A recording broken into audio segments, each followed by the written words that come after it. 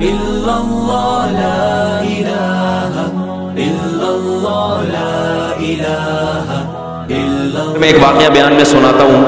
ایک بادشاہ نے ایک بزرگ سے کہا کہ میں آپ کو اپنی آدھی سلطنت گفٹ میں دینا چاہتا ہوں. ان بزرگ نے کہا کہ میری نظر میں تیری اس سلطنت کی قیمت مچھر کے پر کے برابر بھی نہیں ہے.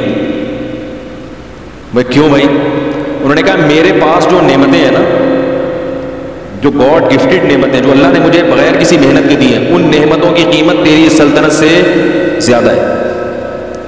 بادشاہ بڑا حیران ہوا، یار یہ دیکھنے میں تو فقیر سا لگتا ہے، کپڑے بھی دیکھو پھٹے پرانے، اور اس کے پاس اتنی دولت اور اتنا کچھ، اس کے پاس سرمایہ پتہ نہیں کہاں چھپا کے رکھا ہوا ہے اس نے، جو میری پراپرٹی سے بھی زیادہ ہے. تو بادشاہ نے بلا لیا. بادشاہ لوگ تو بڑے لالچی ہوتے ہیں نا، بھائی کہاں رکھا ہوا ہے بھائی. تو بادشاہ نے بلا لیا.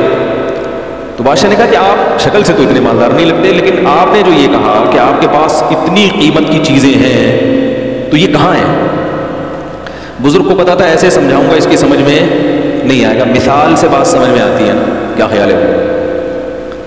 لوگ مجھے کہتے ہیں بیان میں قرآن حدیث کم ہوتا ہے، مثالیں ادھر ادھر کی زیادہ ہوتی ہیں. قرآن حدیث ہوتا ہے، اسی کو سمجھانے کے لیے مثالیں دی جاتی ہیں. خود قرآن اور حدیث میں اللہ کے نبی نے بہت سی مثالیں دی ہیں، عام انسانوں کی مثالیں دی ہیں، مچھر کی مثالیں دی ہیں.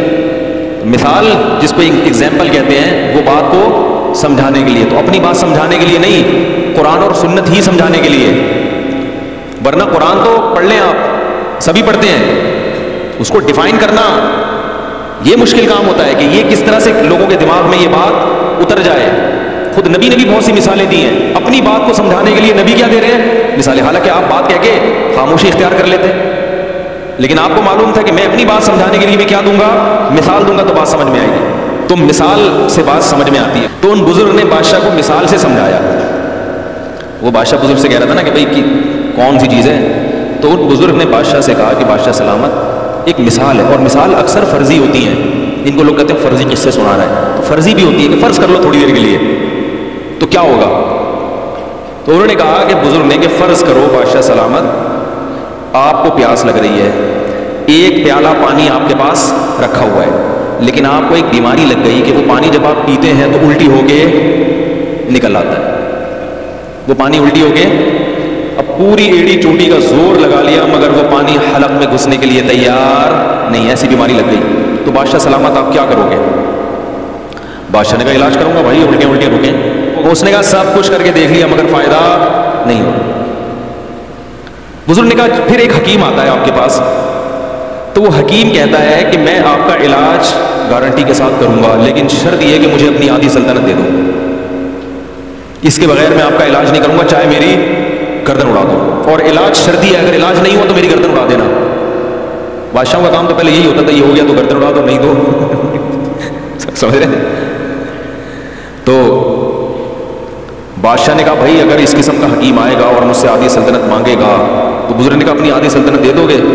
بادشاہ نے کہا دینی پڑے گی بھائی، کیونکہ اس سلطنت کا میں کیا کروں گا کہ پانی حلق میں، بولو نا یار، اتر ہی نہیں رہا، کیا کرنا ہے ایسی سلطنت؟ مر جائیں گے ویسے پیاس سے، اور تڑپ تڑپ کے مریں گے. اس نے کہا چلو جی، آپ نے آدھی سلطنت اس کو دی اور اس نے کوئی ایسی دوا کھلائی، اب وہ پیالہ آپ کے حلق میں اتر گیا. اب اگلا پروسیس کیا ہے؟ پیشاب بن کے نکل جائے. اب وہ وہاں رک گیا، پیشاب بند ہو گیا، اب وہ پانی پیشاب بن کے نکلتا نہیں. اب کیا کرو گے؟ بادشاہ نے کہا بھائی علاج کریں گے. کیا خیال ہے؟ پتھری ہے، کیا چکر ہے بھائی؟ تو کہا علاج کر کر کے تھک گئے مگر وہ پیشاب نہیں نکل رہا، تو کیا کرو گے؟ وہی حکیم آیا اور کہنے لگا کہ آدھی بقیہ بھی دو گے تو کیا کروں گا؟ دوا کھلاؤں گا اور یہ پیشاب نکل جائے گا. بادشاہ نے کہا بھائی کیا کرتا، پیشاب سے تو مر جائے گا نا تکلیف سے انسان، یہ عذاب سے مرنے سے بہتر ہے کہ آپ غریب ہو کے زندہ رہ لے آدمی. بادشاہ نے کہا اپنی آدھی سلطنت بھی اس کو دے دوں. بزرگ نے کہا یہ ہے تیری سلطنت کی اوقات، ایک پیالہ پانی اور ایک پیالہ پیشاب، اس کے برابر ہے تیری سلطنت. میرا رب مجھے روزانہ درجنوں گلاس پانی پلاتا ہے فری میں، اور پیشاب بنا کے نکال دیتا ہے فری میں. میرے رب نے مجھے جو نعمتیں دی ہیں وہ تیری سلطنت سے کئی گنا زیادہ قیمتی ہیں، لہذا میں تیری سلطنت پہ رال ٹپکا کے اپنے رب کو ناراض نہیں کر سکتا. کاش یہ بات ہماری سمجھ میں آ جائے.